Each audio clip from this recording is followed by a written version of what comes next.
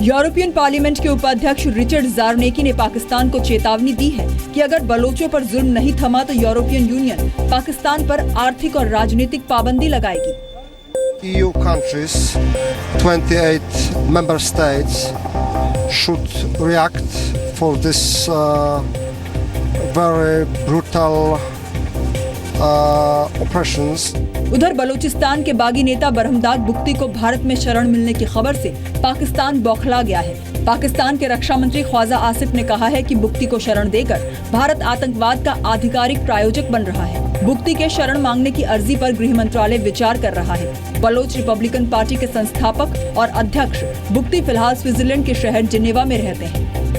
अब ये वक्त है कि दुनिया को ये समझना चाहिए और बलोच की जो एक पीसफुल और पॉलिटिकल राइट है उसे तस्लीम करनी चाहिए।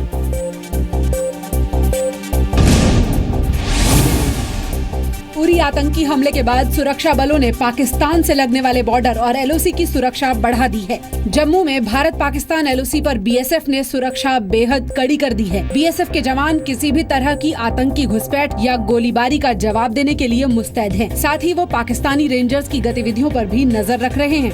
हम अपने एरिया को पूरे अपने सीमा को अलर्ट कर रहे हैं, अपने एरिया को देख रहे हैं। इतना अलर्ट है अपने बॉर्डर पे कि कोई परिंदा भी पर नहीं मार सकता। ऐसी कोई हरकत होती है तो उसका जवाब भी दिया जाता है। इस तरह से हम 24 घंटे पूरे बॉर्डर पे छाए हुए हैं। उरी हमले के बाद भी पाकिस्तान लगातार आतंकियों की घुसपैठ कराने की कोशिश कर रहा है। केरल के कोझिकोड में आज से बीजेपी की 3 दिनों की राष्ट्रीय परिषद की बैठक शुरू हुई है। बैठक में बीजेपी एक प्रस्ताव के जरिए पाकिस्तान को आतंकवादी देश घोषित करने की मांग कर सकती है। कल कोझिकोड में होने वाली रैली के दौरान पीएम मोदी भी उरी हमले को लेकर बयान दे सकते हैं। आपको मालूम है कि बहुत कुछ ऑलरेडी 3 दिन में हुआ है, स्पेशली डिप्लोमेटिक फ्रंट में काफी कुछ हुआ है। उन विषयों पर जो भी चर्चा होगी यहाँ नेक्स्ट 2 डेज में आपको जानकारी दी जाएगी।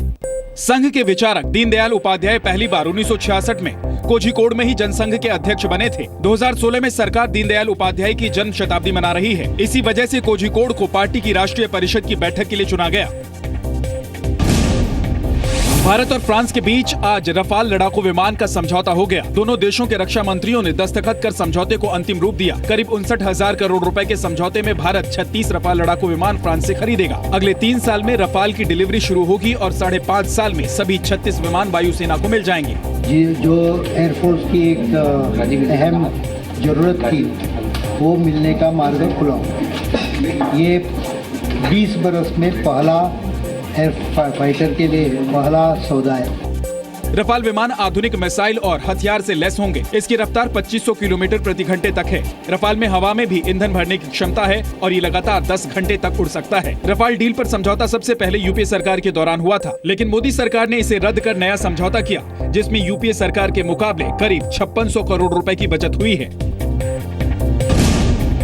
राज ठाकरे की पार्टी महाराष्ट्र नवनिर्माण सेना ने बॉलीवुड में काम करने वाले पाकिस्तान के कलाकारों को देश छोड़ने की चेतावनी दी है। एमएनएस की फिल्म विंग चित्रपट सेना ने पाकिस्तान के कलाकारों को भारत छोड़ने के लिए 48 घंटे का अल्टीमेटम दिया है। एमएनएस के मुताबिक अगर पाकिस्तान के कलाकार भारत नहीं छोड़ेंगे तो उनकी पिटाई की जाएगी। पाकिस्तानी कलाकार तो मार खाएंगे, इसके साथ में जो ये जो यहाँ पे प्रोड्यूसर्स है वो भी वो उनको भी पिटेंगे। शाहरुख खान की रईस और करण जौहर की ए दिल है मुश्किल, जिसमें पाकिस्तानी आर्टिस्ट ने काम किया है, वो हम रिलीज होने देंगे नहीं। एमएनएस की धमकी के बाद मुंबई के पुलिस कमिश्नर ने भरोसा दिया है कि कानूनी तौर पर आए सभी पाकिस्तानी नागरिकों को पूरी सुरक्षा दी जाएगी।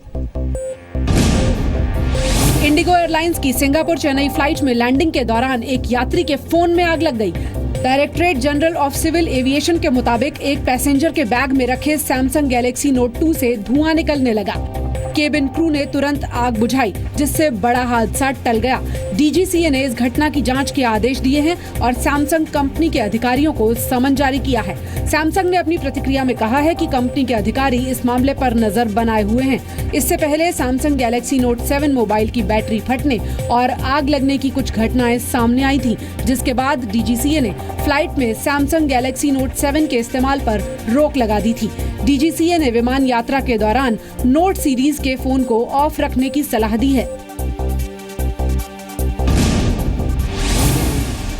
25 सितंबर तक व्हाट्सएप पर आपका डेटा सुरक्षित रहेगा। दिल्ली हाईकोर्ट ने व्हाट्सएप को निर्देश दिया है कि 25 सितंबर तक उपभोक्ता का डेटा वो फेसबुक के साथ साझा नहीं करे। अगर कोई भी उपभोक्ता 25 सितंबर से पहले अपना अकाउंट हटा लेता है तो उसकी जानकारी उसे सर्वर से पूरी तरह डिलीट करनी होगी। उसकी जानकारी वो फेसबुक से शेयर नहीं कर पाएगा। इन निर्देशों के साथ ही हाईकोर्ट ने व्हाट्सएप की नई प्राइवेसी पॉलिसी को मंजूरी दे दी है।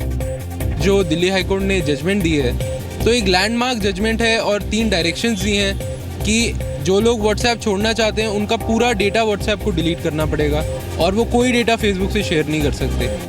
व्हाट्सएप 25 सितंबर से प्राइवेसी पॉलिसी में बदलाव कर रहा है। इसके तहत आपके फोन नंबर से जुड़ी जानकारी वो फेसबुक से शेयर करेगा। इसकी वजह से आप फेसबुक पर ज्यादा विज्ञापन देखेंगे। दिल्ली हाईकोर्ट ने आज केंद्र और ट्राई से ये भी कहा कि वो व्हाट्सएप और इसके जैसी दूसरी सेवाओं को कानूनी नियम के तहत लाने की संभावनाओं को तलाशे। दिल्ली यूनिवर्सिटी मेट्रो स्टेशन पर हंगामा करने के आरोप में गिरफ्तार तीनों छात्रों को पुलिस ने चेतावनी देकर छोड़ दिया है। 22 सितंबर की रात करीब 9:15 बजे नशे में धुत होकर ये छात्र मेट्रो स्टेशन में घुसने की कोशिश कर रहे थे। सीआईएसएफ के रोकने पर छात्रों ने गाली गलौज की। आरोप ये भी है कि इन तीनों ने देश विरोधी नारे लगाए। वहाँ मौजूद लोगों ने तीनों छात्रों को पकड़कर पुलिस के हवाले कर दिया। पुलिस का कहना है कि इनके खिलाफ जांच की जा रही है। किसी भी तरह की संदिग्ध बात पाए जाने पर पुलिस इन्हें गिरफ्तार भी कर सकती है।